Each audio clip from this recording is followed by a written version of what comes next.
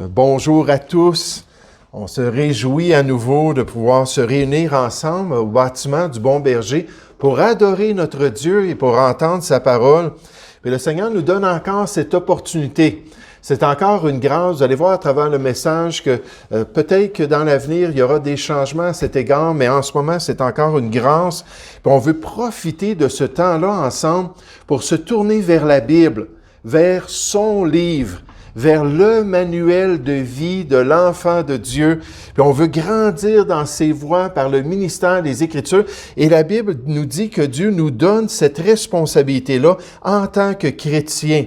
Lorsqu'il instruisait l'Église, Pierre a dit aux enfants de Dieu, « Rejetant donc toute malice et toute ruse. » Hey, quel beau choix, n'est-ce pas, spirituellement, pour se disposer envers la personne de Dieu et se disposer envers son message. Rejetant donc toute malice et toute ruse, la dissimulation, l'envie et toute médisance, désirez comme des enfants nouveau-nés. Le lait spirituel et pur. C'est ça qui va nous amener à l'Église. C'est ça qui va nous amener dans un culte personnel, un culte privé, de passer du temps dans la parole de Dieu si on a le désir d'un enfant nouveau-né qui désire le lait spirituel et pur afin que par lui vous croissiez.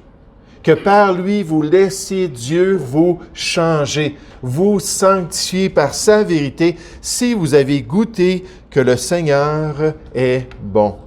Puis encore aujourd'hui, sa parole est disponible pour l'Église.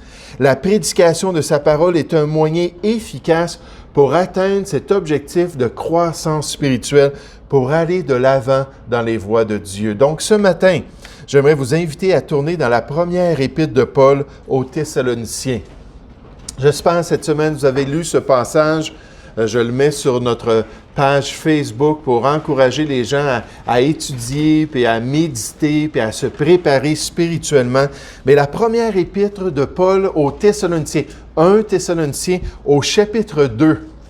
Et j'aimerais vous montrer qu'est-ce que l'apôtre Paul a dit concernant ces chrétiens-là à Thessalonique. Et dans le Nouveau Testament, et en particulier dans les écrits de Paul, c'est une des églises qu'il souligne comme étant un modèle pour les églises chrétiennes, un modèle d'une vraie marche puis d'une vraie perspective dans les voies de Dieu. 1 Thessaloniciens chapitre 2, on va commencer avec le verset 13. L'apôtre Paul dit, « C'est pourquoi nous rendons continuellement grâce à Dieu. » Dans la présence de Dieu, on dit, « Merci Seigneur pour cette église, de ce qu'en recevant la parole de Dieu, que nous vous avons fait entendre les serviteurs de Dieu, vous l'avez reçue non comme la parole des hommes qui vient des hommes, mais vous l'avez reçue ainsi qu'elle est véritablement comme la parole de Dieu. » Puis il dit, qui agit en vous qui croyez, puis on dit, « Merci Seigneur ». Qu'il y a des gens qui ont le cœur ouvert. Merci Seigneur, qu'il y a des personnes qui se sont disposées spirituellement et qui ont cru que ton message était divin, qu'il venait de toi. Il dit, car vous, frères, vous êtes devenus les imitateurs des églises de Dieu qui sont en Jésus-Christ dans la Judée, donc comme l'église de Jérusalem, par exemple. Parce que vous aussi, vous avez souffert de la part de vos propres compatriotes les mêmes maux qu'elles ont souffert de la part des Juifs. Quand on accepte que la Bible, c'est la parole de Dieu, quand on accepte de vivre selon les Écritures, Dieu est en train de nous dire, on peut s'attendre à de l'opposition. On peut s'attendre au ridicule. On peut s'attendre à des réactions de la part de nos familles, des réactions de la part des gens, nos concitoyens. Puis il dit, les Juifs qui étaient chrétiens ont subi ça de la part des Juifs.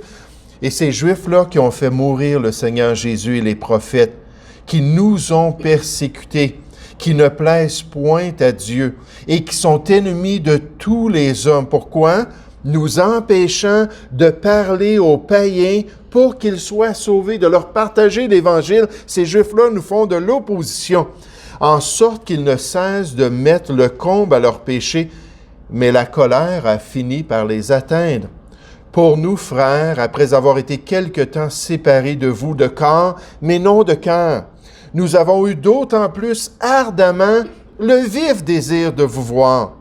Aussi voulions-nous aller vers vous, du moins moi, Paul, une et même 2 fois, mais Satan nous en a empêchés. Quelle est en effet notre espérance ou notre joie ou notre couronne de gloire? N'est-ce pas vous aussi devant notre Seigneur Jésus lors de son avènement? Oui, vous êtes notre gloire et notre joie.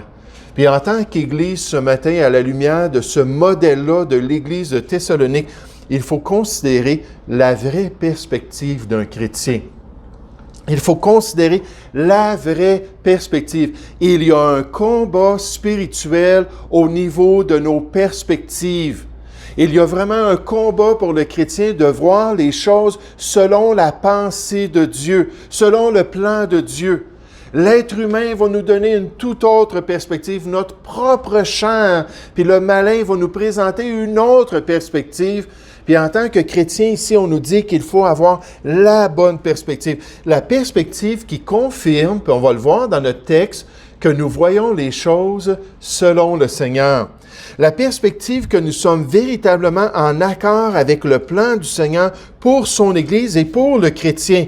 Et que nous suivons ses instructions dans notre marche chrétienne. Puis ce matin, dans cette perspective-là, j'aimerais premièrement qu'on considère la perspective de la parole de Dieu. La perspective de la parole de Dieu. L'optique que la Bible est véritablement le message qui nous vient de Dieu. J'aimerais vous dire, dans nos sociétés occidentales, dans le passé, il y avait beaucoup de citoyens qui avaient cette optique-là. Beaucoup de personnes, même inconverties, je donne l'exemple de mon épouse à l'âge de 19 ans, un pasteur anglais de l'Ontario est venu puis lui a partagé l'Évangile. Puis quand elle a vu que ça venait de la Bible, elle n'était pas chrétienne, là, mais quand elle a vu que ça venait de la Bible, elle a dit « Wow, hey, ça c'est le message de Dieu même ». Puis ça l'a disposé spirituellement, puis ça l'a permis à Dieu d'agir dans son cœur. L'Évangile, c'est la puissance de Dieu pour le salut de quiconque croit. Quiconque accepte le message, quiconque va ouvrir son cœur, que les Écritures et l'Évangile sont réellement la révélation du Seigneur pour l'homme et qu'un vrai enfant de Dieu va avoir une révérence profonde pour les Écritures. Quand le pasteur ou quand un frère ou même quand dans ses lectures, il voit un passage qui s'adresse aux chrétiens, puis un passage qui lui dit de redresser sa marche avec Dieu, oh là, ça va être important. En ce moment, je suis en train de lire le livre d'Esdras, puis dans le chapitre 9, Esdras est venu avec des centaines de personnes en Israël pour rétablir le culte de Dieu, puis enseigner la loi de Dieu au peuple. Puis il arrive là, puis la première chose qu'on lui dit, c'est que ceux qui étaient revenus de Babylone, puis qui s'étaient établis à Jérusalem, avaient pris des femmes païennes, puis avaient donné leurs filles à des païens, puis avaient mélangé la lignée, si on pourrait dire, d'Israël avec les nations qui les entouraient. Puis là, Esdras a entendu ça, puis il a été désolé. Puis là, il s'est mis à terre, puis là, il a déchiré ses vêtements, puis il a dit, « Seigneur, je suis confus, je suis honteux. On vient ici pour t'adorer, on vient ici pour te suivre, on vient ici pour entendre ta parole, on vient ici pour rétablir le vrai culte. Puis regarde ce que ton peuple fait. » Puis alors qu'il priait comme ça, il s'est assemblé des dizaines et même peut-être des centaines de personnes. Et on nous dit la caractéristique de ces gens-là, c'était des gens qui tremblaient devant le message de Dieu. Des gens sensibles envers la Bible, sensibles envers les Écritures, des personnes bien disposées. Un auteur nous dit concernant la Bible est la révélation même de Dieu à l'homme, contenant les grandes vérités sur Dieu, sur l'homme, sur l'histoire, sur le salut, sur la prophétie que Dieu voulait que nous sachions. C'est lui qui a révélé ces choses-là.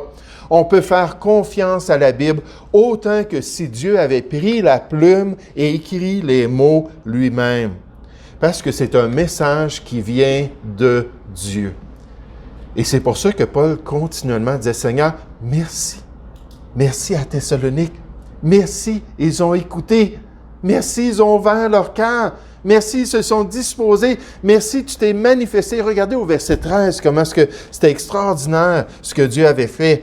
Il dit, c'est pourquoi nous rendons continuellement grâce à Dieu dans ce qu'en recevant la parole de Dieu. Vous savez, la Bible nous dit que c'est possible d'entendre les Écritures, mais de ne pas recevoir le message de Dieu. C'est possible d'entendre la prédication, mais ne pas ouvrir notre cœur à ce que Dieu veut pour nous.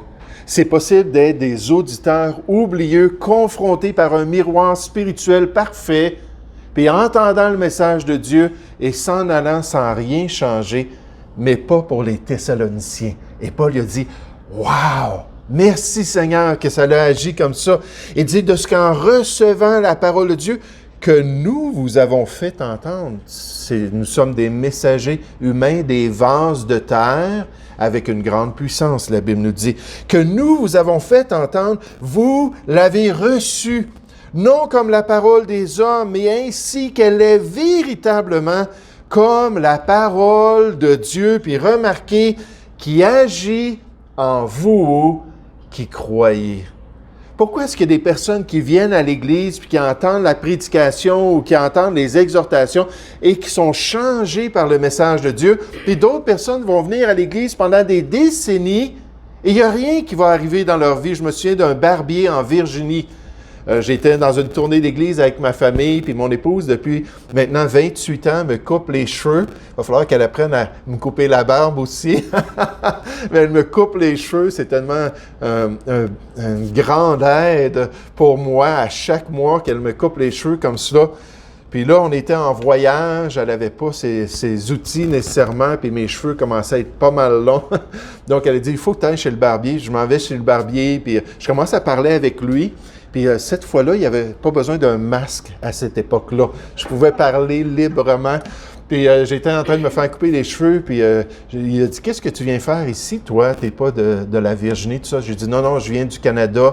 Enfin, je viens de la province du Québec et je suis un missionnaire. Je viens ramasser un soutien dans les églises baptistes. » Il dit « Ah! » Il dit « Ça fait 60 ans que je vais à l'église baptiste. » Je dis « 60 ans? » Il dit « Ah oui. » Il dit, je suis un des diacres dans notre église locale, puis ça. J'ai dit, quand est-ce que vous avez accepté le Seigneur? Il dit, ma famille m'a amené à l'église baptiste, dès ma jeunesse. On était impliqués dans les classes d'école du dimanche, dans les clubs bibliques, puis ça.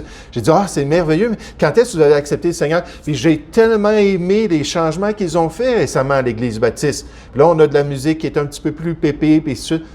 Et là, plus qu'il me parlait, plus que je voyais qu'il évitait ma question.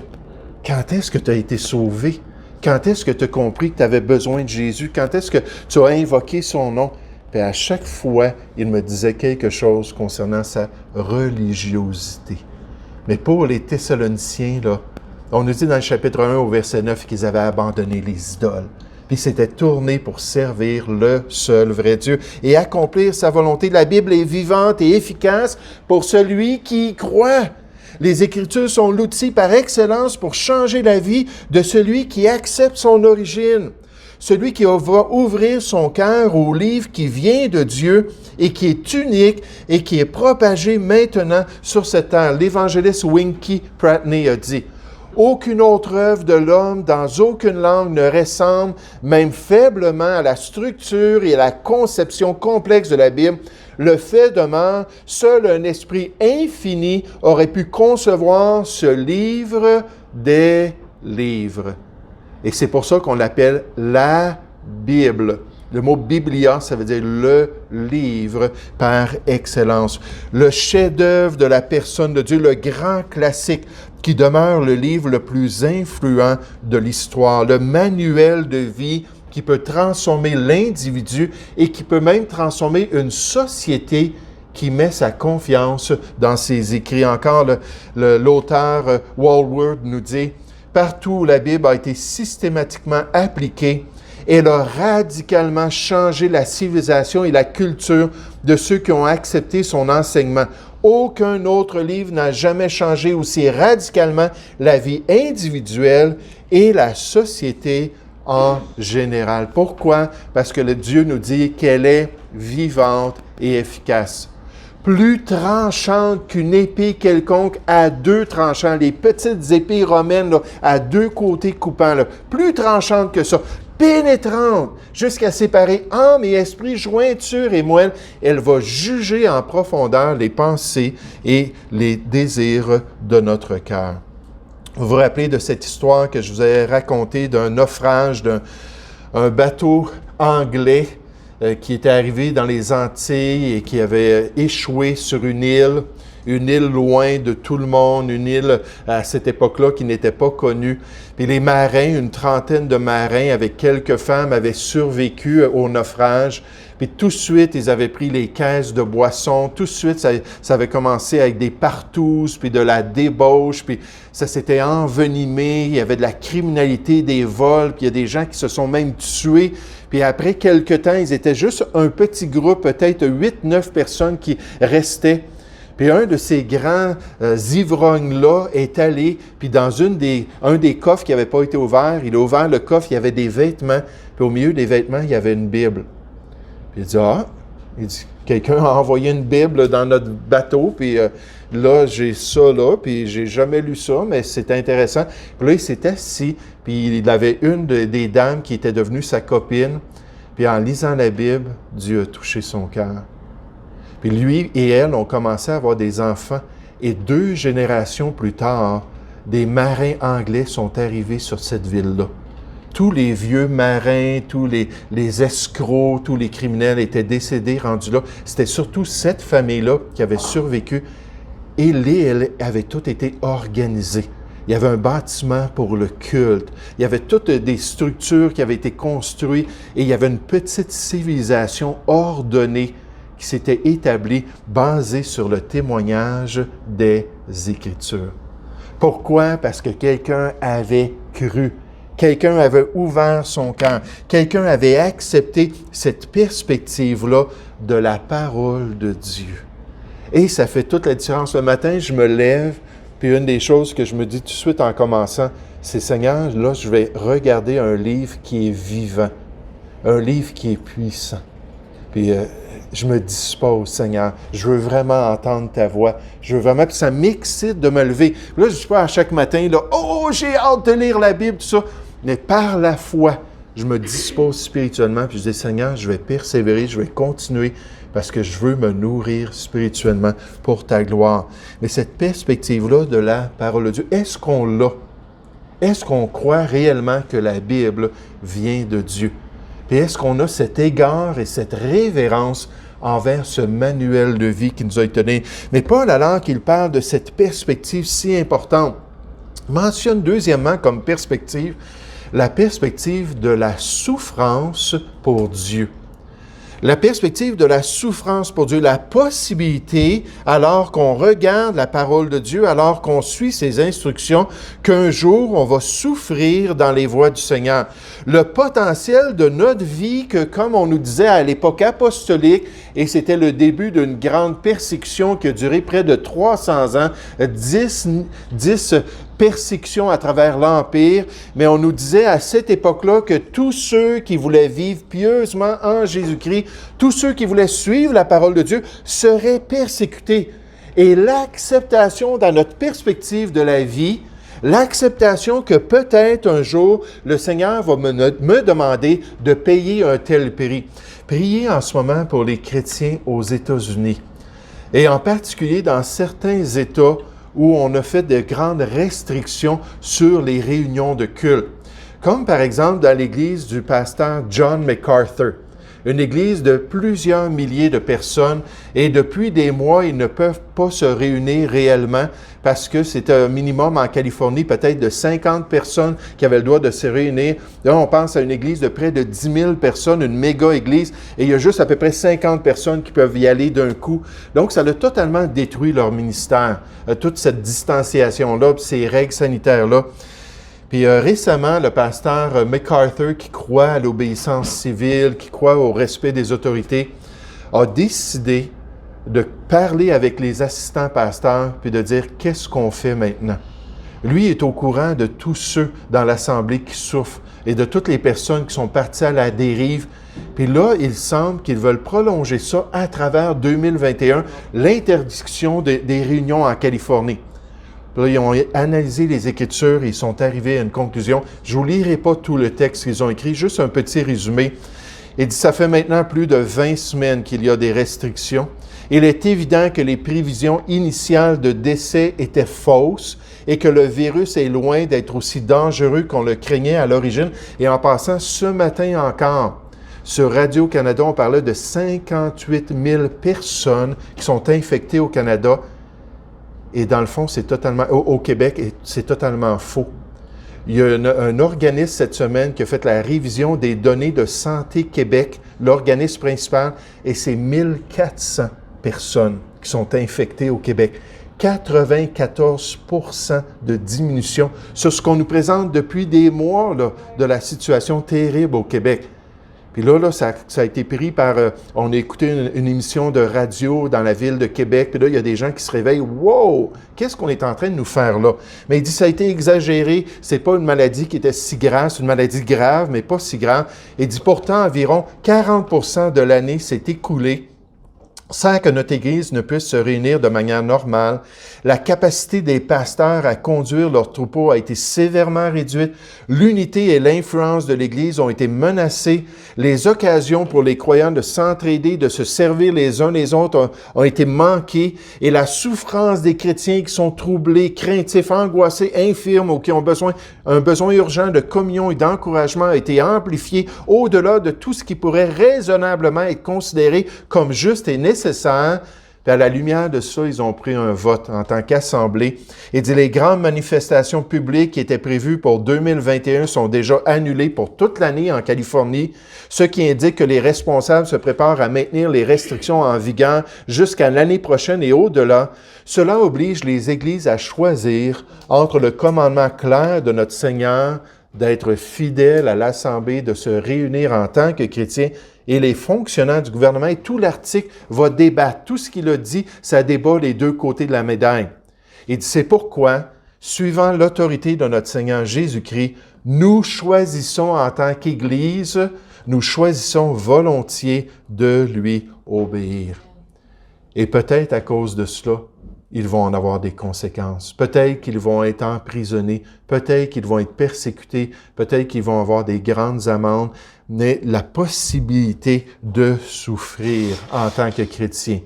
Dans 1 Pierre 4 au verset 1, on nous dit « Ainsi donc, Christ ayant souffert dans la chair, vous aussi armez-vous de la même pensée. » Vous savez, des fois, on parle avec des chrétiens, puis ils vont se tourner vers l'armure chrétienne. Dans Éphésiens chapitre 6 au verset 10, on nous dit de prendre toutes les armes de Dieu afin de pouvoir résister dans le mauvais jour. Puis là, on parle de cette armure-là, hein, le casque du salut, le bouclier de la foi, les chaussures que donne le zèle de l'Évangile. Tous ces éléments-là de l'armure, mais c'est rare que quelqu'un va dire, et même l'armure de la souffrance, qui fait partie de notre blindage, d'avoir cette perspective-là que peut-être un jour Dieu va permettre ça et d'être prêt à souffrir si telle est la volonté de Dieu. Comme on a vu la semaine passée dans 1 Pierre chapitre 2, pas souffrir comme quelqu'un de malhonnête, pas souffrir comme quelqu'un de criminel, quelqu'un qui fait le mal, mais souffrir en suivant la volonté de Dieu. Jésus a dit à ses disciples, « Souvenez-vous de cela. » Souvenez-vous de la parole que je vous ai dite. Il l'a répété dans son ministère.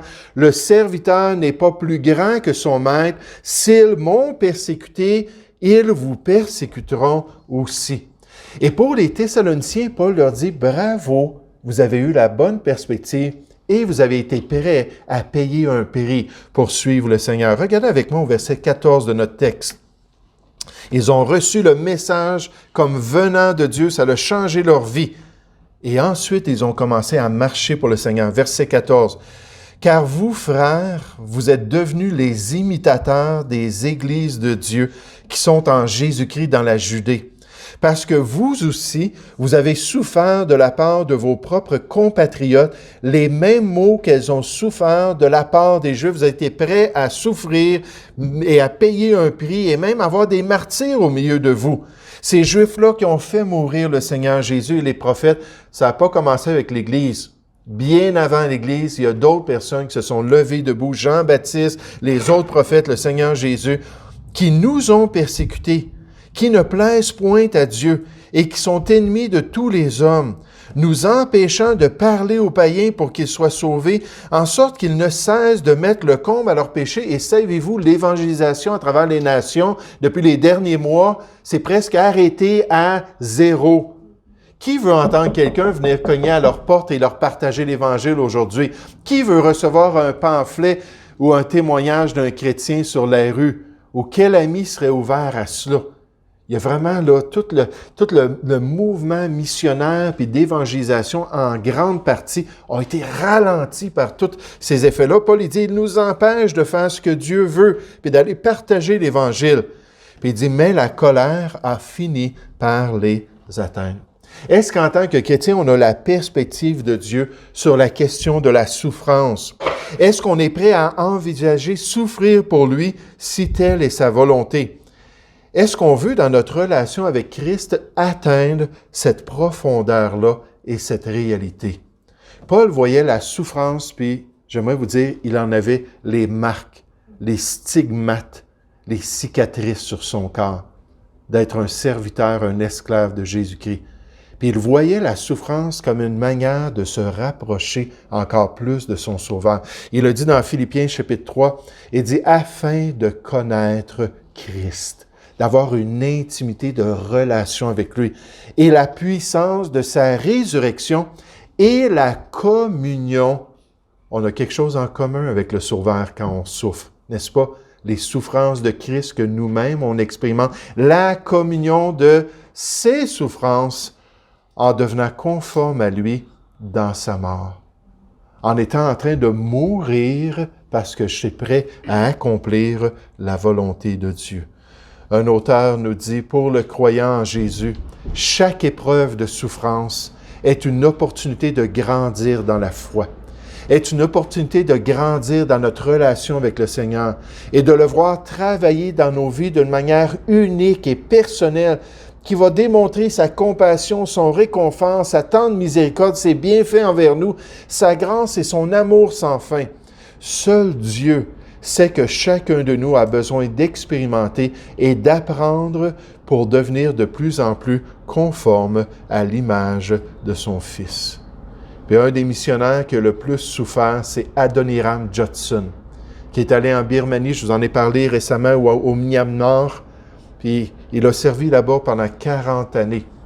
Et Dieu a donné une récolte extraordinaire à l'Évangile. Parce qu'avec le temps, il y a eu des conversions, des églises de formées, de l'évangélisation, de l'excitation, de la joie, malgré les persécutions.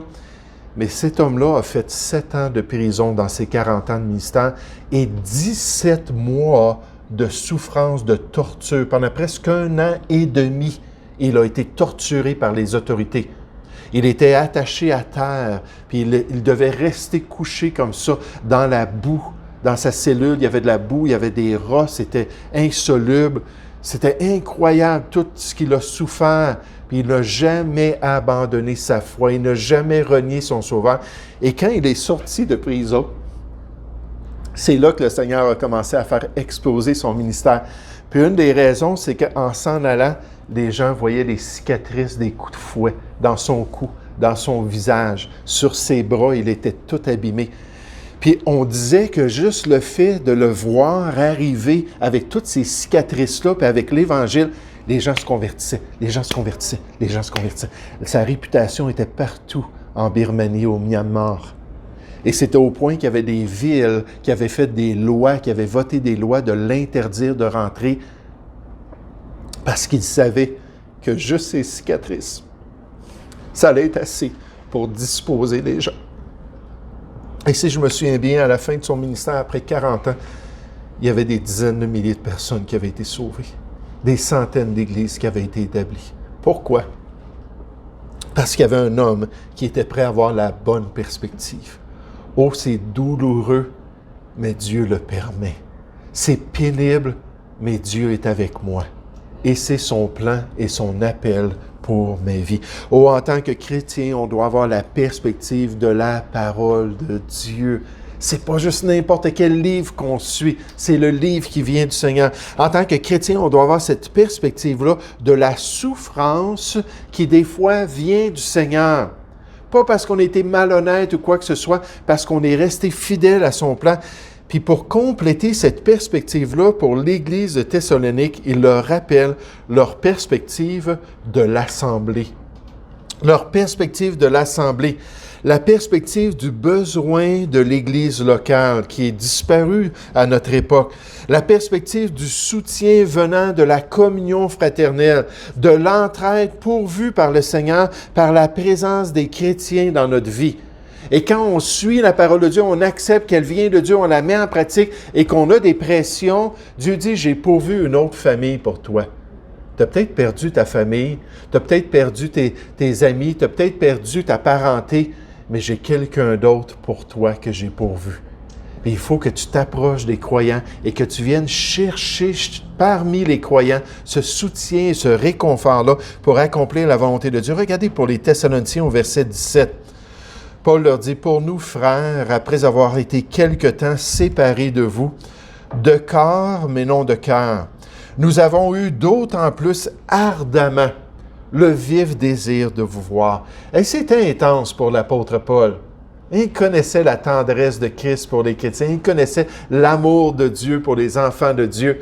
C'était des diamants à ses yeux. C'est ça l'agapé, hein? L'estimation de la préciosité des enfants de Dieu. Et pour lui, c'était précieux, l'Église de Jésus-Christ. Il dit, « Aussi voulions-nous aller vers vous, du moins, moi, Paul, une, même 2 fois, mais Satan nous a empêchés. On a eu des obstacles, mais on était prêts à y aller si Dieu ouvrait les pas. » Parce que les croyants, c'est tellement important pour nous. Regardez dans le chapitre 3 au verset 9. Toujours dans 1 Thessaloniciens, chapitre 3 au verset 9. Paul dit, « Quelles actions de grâce, en effet, nous pouvons rendre à Dieu à votre sujet, pour toute la joie que nous éprouvons à cause de vous devant notre Dieu. Nuit et jour, nous le prions avec une extrême ardeur qu'il lie Satan, puis qu'il enlève l'opposition pour nous permettre de vous voir et de compléter ce qui manque à votre foi. Que Dieu lui-même, notre Père et notre Seigneur Jésus-Christ, aplanisse notre route pour que nous allions vers vous. » Pas pour qu'on regarde une prédication sur l'Internet, pas pour qu'on ait de la communion virtuelle, pas pour qu'on se fasse édifier à distance. Non, on veut aller vers vous, puis on veut être avec vous. Est-ce qu'on a la perspective de l'Assemblée selon Dieu? Est-ce qu'on comprend que le soutien de Dieu nous est offert dans notre marche chrétienne par les enfants de Dieu? Le soutien qu'il désire que l'on donne nous aussi à autrui. Parce qu'on ne vient pas juste pour recevoir, on vient aussi pour donner. Un corps a besoin de tous ses membres.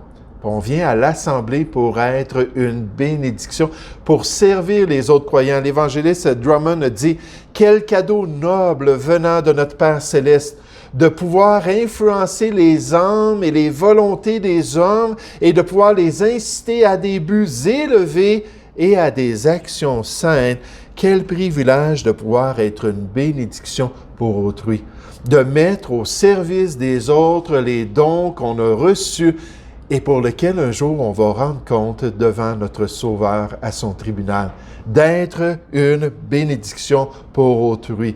Dieu nous dit, retenons fermement la profession de notre espérance, car celui qui a fait la promesse est fidèle. Veillons les uns sur les autres, ça doit être réciproque. On a besoin, moi j'ai besoin de vous. Je veux juste vous le dire, j'ai besoin des chrétiens. J'ai besoin de l'Assemblée de Dieu. Veillons les uns sur les autres pour nous exciter à la charité, à l'amour et aux bonnes œuvres. N'abandonnons pas notre assemblée comme c'est la coutume de quelques-uns à cette époque et à notre époque, mais exhortons-nous réciproquement, et cela d'autant plus que vous voyez s'approcher le jour.